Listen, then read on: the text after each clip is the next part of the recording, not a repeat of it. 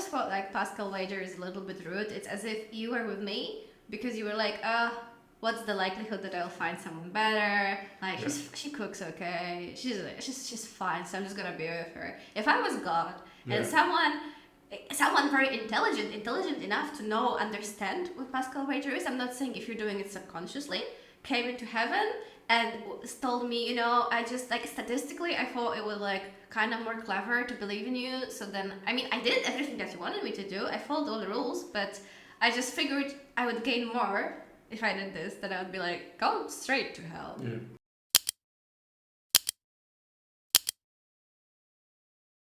Hello everyone. Hi everyone. I'm Waldemar. And I'm Weronika. Today we are watching a video called My Top 7 Favorite Hitchslaps, which is a compilation of different videos from Christopher Hitchens, and that's where the term Hitchslap was created. I think this is my new aspiration. Like, if I ever get famous for something, I want to have some term made out of my name. Hitchslaps? No, not slaps, something else. Something unique. I don't know what yet. Yeah, it's like a compilation. I've seen this video, Weronika hasn't seen that one, but I don't remember it that well. I watched it a long time ago. I also haven't seen much of Christopher Hitchens at all. We have watched, I'll put it up here, a video of him on the conference about religion, but I haven't really seen him across media all that much. Okay, yeah, so I thought so. It's very possible that I will not know any of these clips, so I think it's a good video for us to watch. Yeah, it's a very popular compilation. It has like 4 million views. Yeah, over 4 million. And like I said, it's a compilation of his different appearances in different circumstances when he had some good arguments, good comebacks, I guess, whatever you want to call it. So, without further ado, let's begin, because I think we will pause a lot during this video. Okay. So let's just begin. Is that cheese? The nostalgic music. And he also looks like the villain just before he turns back, the movie. Great. Let's just get away from religion. Let's talk about God. I believe in God because I figure if I'm wrong, I won't know. I'm kind of like hedging my bets. Isn't that the way most people believe in God, is because they figure if they don't believe it and they're wrong, they're screwed. If they believe it and they're right, they win. Pascal wager. What's known as Pascal's wager. Now, in my book, which you kindly featured, I restate the wager. I say, look, suppose I check out, and I've been wrong all along, and I'm suddenly in front of some chap who can sort of bar my way to the gates of paradise, where, of course, I want to go, because who wouldn't want to live for an eternity just praising God as if he was Kim Il-sung? Mr. Hitch. Leave that to one side. Christopher, we got to roll. And he says, what the hell? I say, look, you didn't give me enough evidence. You got it. Wouldn't he be nicer to me than if I'd been a hypocrite? I always thought like Pascal wager is a little bit rude. It's as if you were with me because you were like, what's the likelihood that I'll find someone better? Like, she cooks okay, she's fine, so I'm just gonna be with her. If I was God and someone very intelligent enough to understand what Pascal wager is, I'm not saying if you're doing it subconsciously, came into heaven and told me, I just like statistically I thought it was like kind of more clever to believe in you. So then, I mean, I did everything that you wanted me to do. I followed all the rules, but I just figured I would gain more if I did this. Then I would be like, go straight to hell. Yeah. Because there's deliberation behind that. I don't like it. It's like trying to cheat. Yeah, guy is like waking up in heaven and he's like, good bet. And God is like, oh, well done. And it's like, haha, but actually Islam was right. So. Yeah, but also the whole point of the Pascal's wager is kind of ridiculous when you think about it, because it assumes that you have nothing to lose, you only stand to gain something. Because but you know what Pascal wager is? It's like when I think that there is no God, then there is no win for me, because either I'm right and there is no God, or I'm wrong and then I go to hell. So lose. But Pascal wager is like, I think there might be a God, so if I'm right, then it's good for me because I will go to heaven and I have nothing to lose. But like, think of all the people now, and especially in the older history, that were committed to their religion, not only the Catholic religion, but different religions. And like, you spend your life as a nun or as a monk, and you spend all your life in a monastery. And there are monasteries when you cannot even speak to other people, you only communicate with the written handnotes. Yeah. So, and you spend your life like that, and then you die and there is nothing. So is it really like nothing to lose? There's the one aspect to the Pascal wager that I think the guy from the first video, I forgot what he's called, the first guy who spoke, refers to, which makes sense to me. It's just that if it makes you happy to believe in God, and it means that you live your life in the way that you would like to, supposing you don't sacrifice everything to follow these rules, and then you die, and like he said, and you don't know that nothing happened, but you are not afraid, you don't spend your life in fear, you're happy, you're not so sad when you lose your loved ones, and you die and there's nothing, you haven't lost anything. And if it is, then you gain everything because that's what you believe this whole time. But if you are a person who spends a lot of time thinking about it, then the second you make this realization, then it cancels out. Because you cannot really believe in it if you're trying to believe in it on purpose. Yeah. So all you are in for is more anxiety. Oh, audience member. To Christopher is how you can justify wanting to take something away from people, from 95, that gives meaning to 95% of the American people, and replace it with something that gives meaning to just 5% of the American people. Well, what an incredibly stupid question.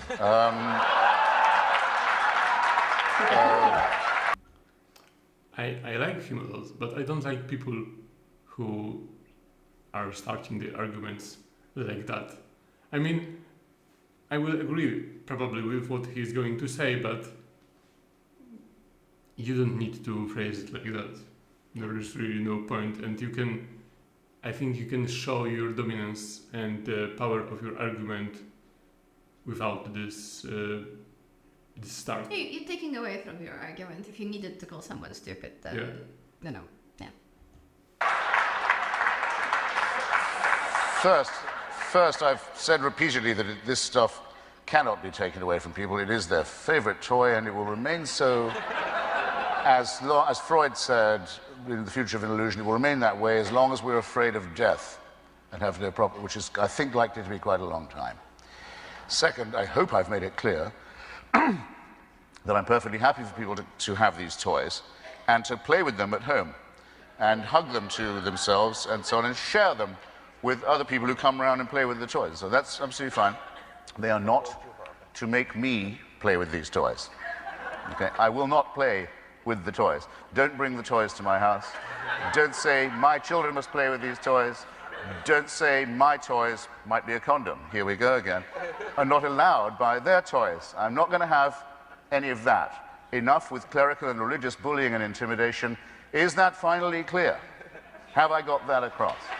Thank you. Yeah, I don't agree with that much with the saying that you take away something from someone just because you try to convince them to the point of view that there is no God.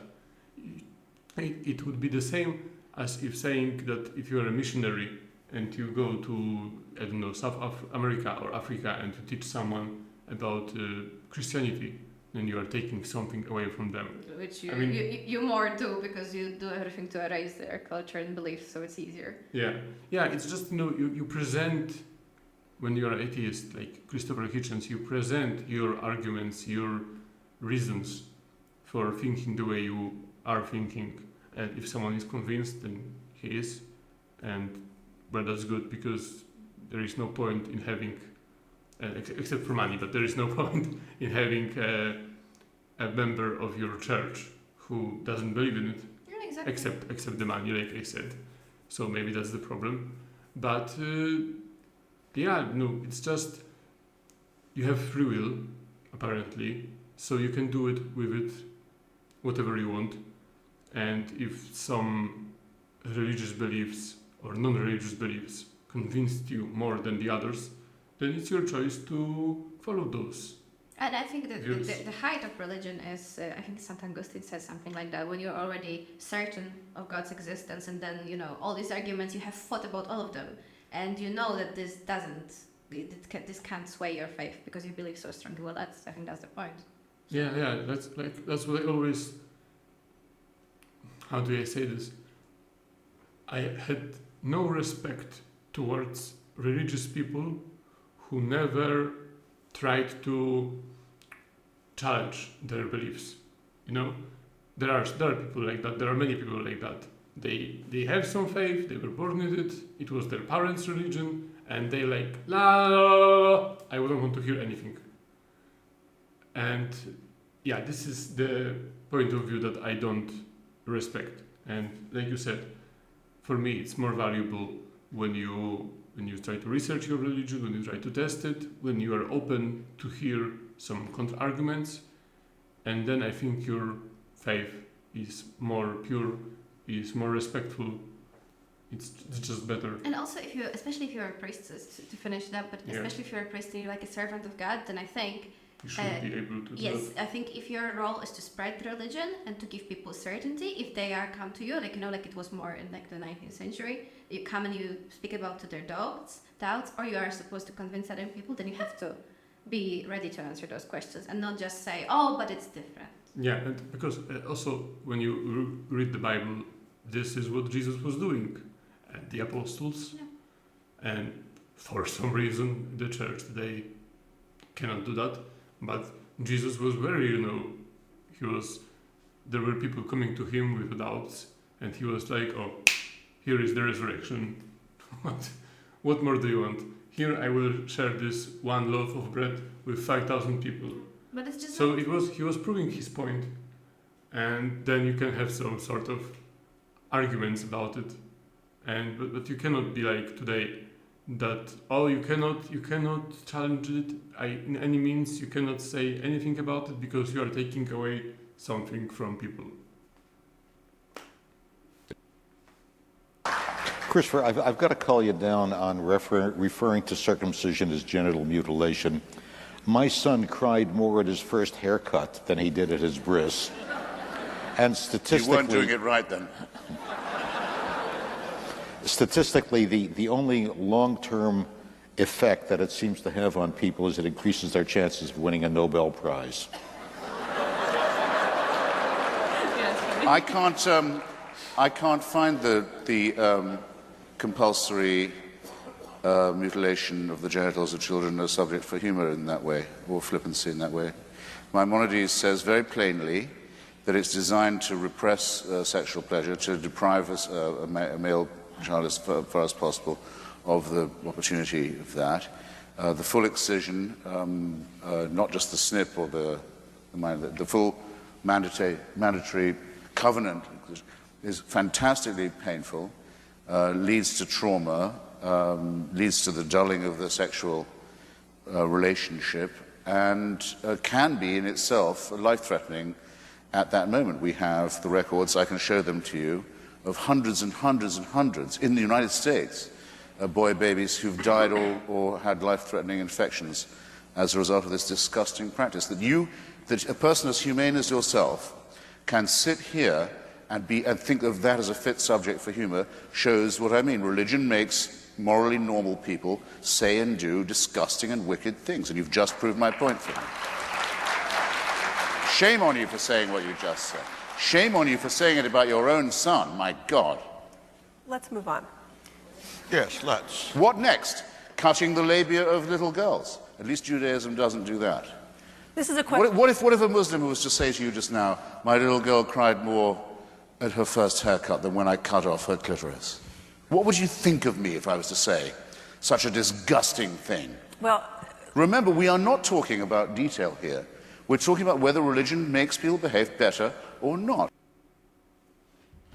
I would have to find out more about it because I didn't know that the ritual circumcision is different than the natural one, the normal one, because I know that the majority of American men are circumcised, not because they are Jews, and they're doing it for hygiene reasons.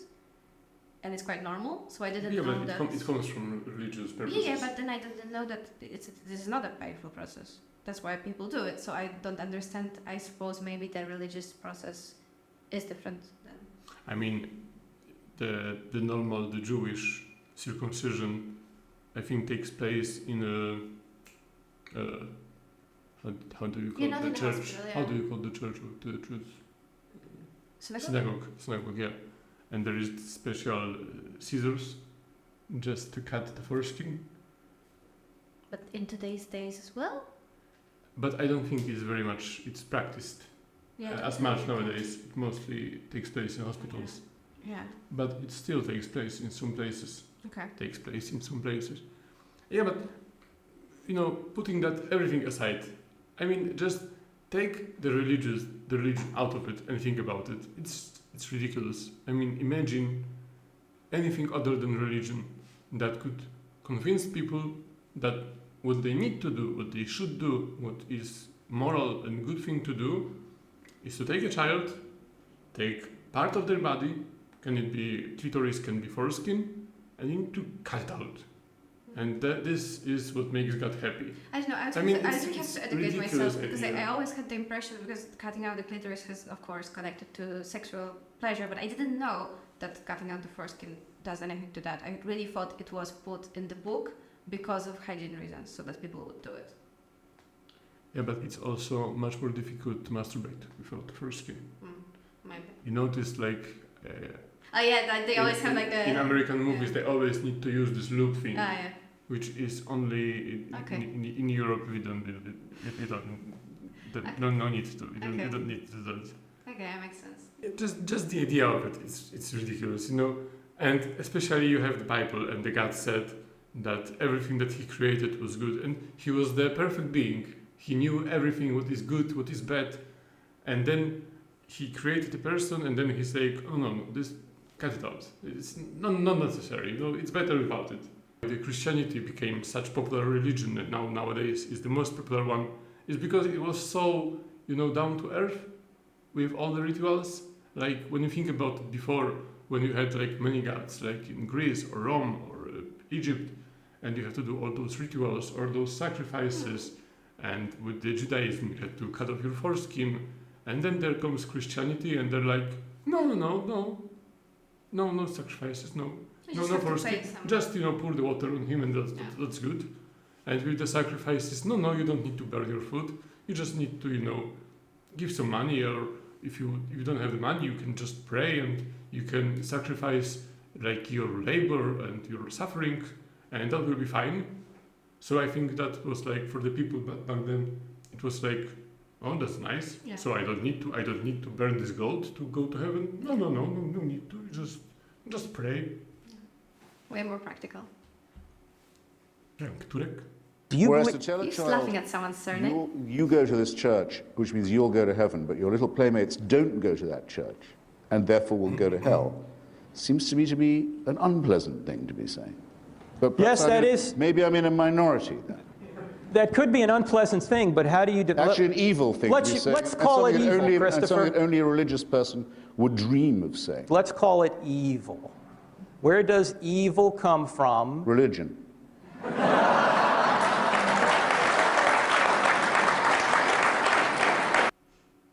Okay. To the point. You know, I just wonder, you know, when you compare his life, you know, there are a lot of good atheist communists out there like Stalin and Mao and Pol Pot, and, you know, they slaughtered millions. Jerry Falwell slaughtered nobody in his life. He may have misspoke once or twice, but he devoted his life to his religion. You have nothing good to say about him at all? No, I repeat, Jerry Falwell lived on hatred and superstition and bigotry. He preached dislike of people whose lives he knew nothing about. He raised money from credulous fools. You don't know anything about his life. Now, excuse me, sir. You can either ask me on and ask my opinion, or you may not. But I don't have to be here if you're going to take that attitude. Well, you could leave. You spent the first half by saying I had no right to the opinion you'd asked me on to express. Now you're tiring me out. I repeat, though. No, what I said is your opinion was thoughtless. What you wrote was crude and mean and hateful. That's what I said. You took up all the time for my answer with your long, rather unlettered question. Oh, okay. Jerry Falwell made I mean, do they only have assholes on the Fox News? I mean, I know that, you have all the different beliefs in America, and I'm aware that we have people also, the Trump supporters, the Democratic supporters, all sorts of people. It's fine, and I'm not gonna talk about this right now. I have my own beliefs, but I know it's different. It would be different if I would live in America. So I'm not talking about this. But with the fucking Fox News, I mean, what the fuck is this? I mean, you can be a Trump supporter and that's fine, but you see this shit and you have those fucking assholes and idiots like this guy Tucker Carlson, the one who had the interview with Putin. I mean, the guy is like out of his mind. What he's talking about, he has no idea what he's talking about. He's talking just propaganda in every bit of a clip I've ever seen him. And he's also extremely opinionated for a journalist, even because in Poland we had bad media too for a long time. Yeah. But at least they were more like, it was a bit better now, but it was more like they were just supporting blindly everything, but they weren't like so opinionated and arguing with everyone. Maybe a little bit, but not as much as the people in the Fox News do, like you're saying. It's really strange. It's really strange. And also, if you want to look professional, then it's not really the way to go. Yeah, and what I mean is, I don't understand why waste your time watching Fox News or the televisions or the TV stations like Fox News, because I'm not saying that it's only Fox News that is bad, but I understand that the television has its owners and the owners have their own political beliefs, or just, the money keep flowing from that direction, so the media is also have this kind of narrative from that direction. But you will learn nothing from it, and you should know that if you know that the Fox News is being governed by this sort of political party or the other political party or this media company or that media company, then you will know that you will not learn anything truthful. You will just have some sort of already prepared I don't think you know informations. That. I think a lot of the audience just thinks this is how the world is, and they watch it to get annoyed with the presenter. Whatever the other party is doing, and to get more the confirmation. Yeah, but old people I understand, but in young people, and also the argument that the old people, as the time goes on, the argument has less and less sense. No, but we are just saying, you follow, I don't know, you don't have to watch TV, you follow the same YouTubers who speak about political issues, and they're clearly biased. Yeah. And they can do even more manipulation because they are not, they can do deep fakes or whatever they want. But not saying everyone does, but you know what I mean. And then you also you go on forums only from the things that you want to see.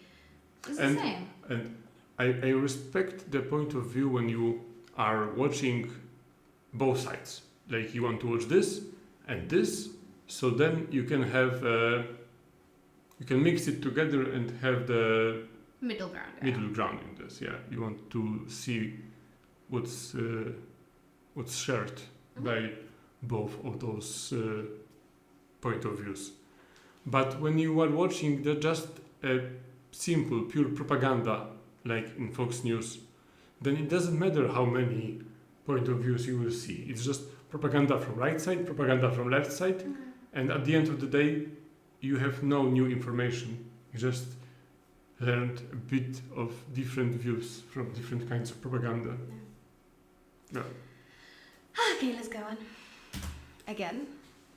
Which one was the short? To be an atheist, you have to believe that it is possible, which I think is a far greater leap of faith. That's something that can be created out of nothing. When you look at the majesty and sophistication and the intricacy of the universe that we do know and comprehend, you have to believe that somehow that this energy could have existed on its own, and I do not believe that to me is a leap of faith.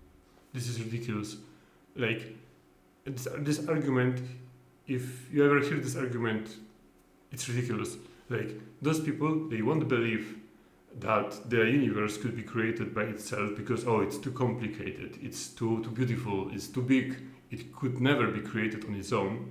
But on the other hand, God, who is much more perfect, much bigger, much more complicated being.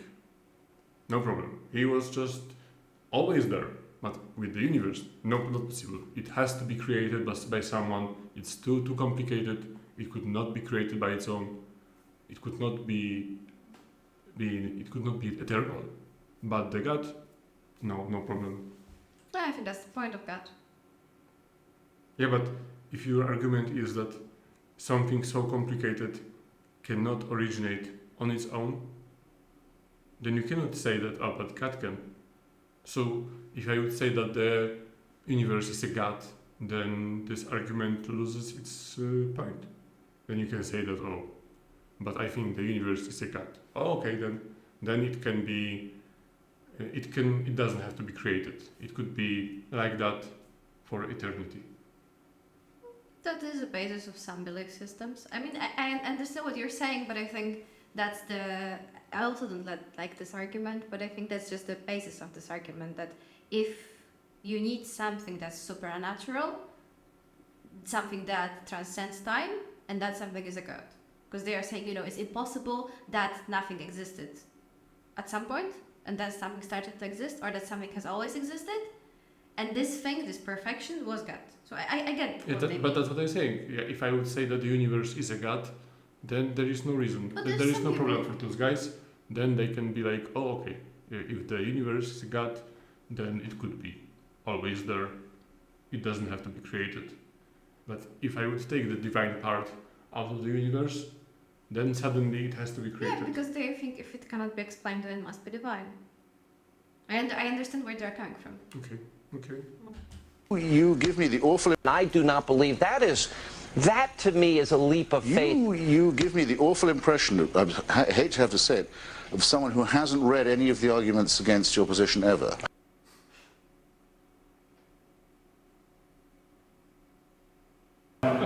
Now, I'm sorry, though, to have to begin by disagreeing with His Grace.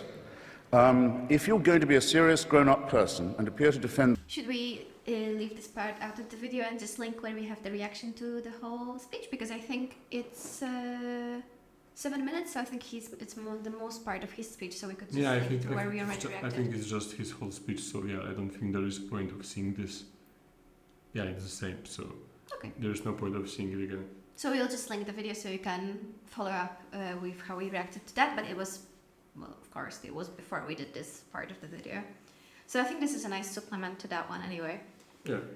He was way more aggressive in those clips than he was in the speech, because I remember how he told me, oh, Stephen Fry will be first and he's so diplomatic, but then there is Christopher Hitchens and they are such a good pair because he's way more forward and he's meaner. But I didn't get that from the speech at all. He was just very to the point and I liked how he did it. I see the mean part now way more in his interactions. I liked him more in the speech because I know, how I feel about it. I think he takes away from himself by being so condescending sometimes. But I understand that if you're trying to fight against something, that different approaches are needed, so he is needed. And it's good that he's like that. He appeals to a lot of people, so that's great. And we should have people like that. And even thinking about it, even with things I don't agree with, like some other political opinions, it's good that they also have people like that.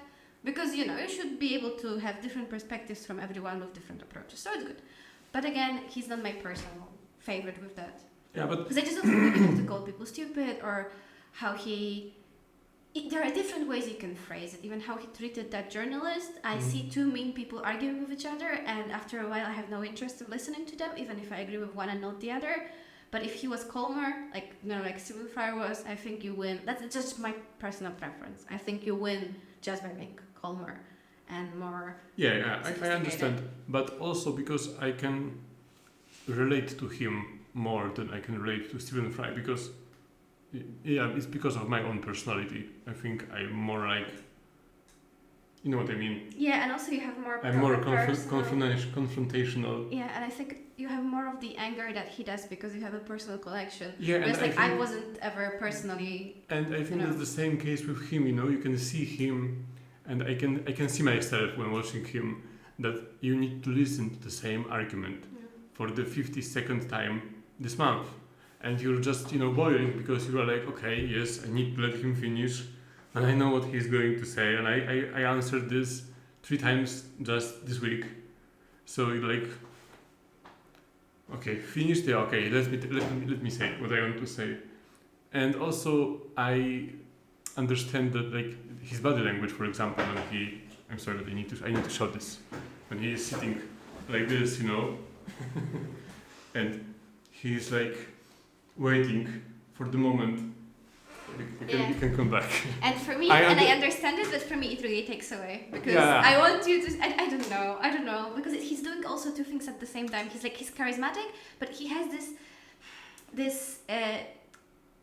this character trait that he is maybe not making fun, but he's taking advantage of other people being emotional about something. And like too stupid or too rash about making some things, but he is the emotional one. Yeah, but but he's really I like what he said as well. Yeah, but what I meant by that is that he needs to be this way to be the person he is. I understand it because I have the same character trait. And you need to be the person you are as well. It's like to be able to fight with people all your life, it's his career. He made his living out of arguing with other people, out of attacking their beliefs, out of defending his beliefs. And to have that personality trait, you have to take a pleasure from that. So, it needs to give you like a boost. It needs to, he feels like he is alive, when he is on the stage, when he has the opportunity, to spar mentally with someone, to destroy someone's, argument, to have his arguments tested, then that's why he is like that, he waits for his moment. He's like, oh, now I can say what I want to say. I get what you mean. And to be able to live like that, because it's not easy way to live, and not every person could live the way you have that life, to be attacked by so many people. Yeah, because like Stephen Fry can come out and say this thing and then go back and go to his community where he's really supported and write his books, and so many people love him and they have no idea what political opinions or religious opinions he has. But you're right, but this guy is known for writing this book and for being an opponent, so I think it must take a toll on you as well if like every time you're invited to the television, everyone's gonna be against you. And it wouldn't be possible, I think you would burn out if you didn't take pleasure from that. True. And you can see from people like him that he really takes pleasure from this, and that's why he has this sort of aggressive, demeanor, this confrontational demeanor. And also, I think the last thing is that he's has like viral potential, like these video clips. Whereas if he was calm and collected, I can see that he would not be repeatedly invited to the television station. Yeah, like for example, even if he was, even if those are like right-wing televisions, they still want people to watch. So they would rather have someone who's gonna make a mess. Trump. Yeah. So, yeah, but like Richard Dawkins, he is also a very famous advocate for atheism. But he's not so fun. It's just watching him is not very pleasant. He is much more soft-spoken. He is much more, politically correct than Christopher Hitchens. But when you watch him, you're like, a little bit, I know that there are people who likes him more probably than Christopher Hitchens, but for the general audience, it's more interesting to have someone like Christopher Hitchens. And if you're an atheist and you want, your point of view, your belief system to be shared, then you need someone like him to be, controversial, but also to be seen and heard. Okay. Yeah. Well, it was fun to watch it. Yeah, like we stopped in the middle, but like we said, the rest we've already seen. You can find it linked, yeah. And this video, it was fine, but I don't like it that much because it was cut too short. And they were like, oh, that's a hitch slap. He just said, oh, what's the point? What's the source of all evil? Is it religion? Cut. He said, okay, but I would gladly watch more what he wanted to say after that, because I think it's more important than just because he's not a comedian. Have a good comeback. Yeah, he's not a comedian. Yeah. and not he's also not a candidate for president. So I would like for him to have more to say than just like a one-liner and then choose me, elect me. That still makes me sad. Okay, whatever. Thank you for watching with us. You can leave us some more suggestions about like religious discussions if you'd like. Or anything else really. Tell us what you think. Tell us whatever. Tell us what you had for dinner today. It's all fine. And we'll see you in the next video. Bye bye bye.